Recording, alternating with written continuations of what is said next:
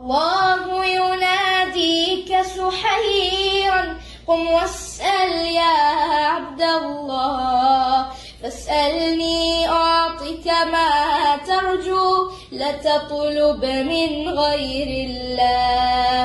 إن كنت مريضا يا عبدي فأنا الشافي وأنا الله، أو كنت كسيرا هل أحد يجبر كسرك غير الله؟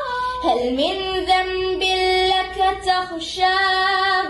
هل فرطت بجنب الله؟ هيا استغفره وسل عفوا، من يغفره إلا الله. ما خاب وعزته عبد قال بصدق يا الله.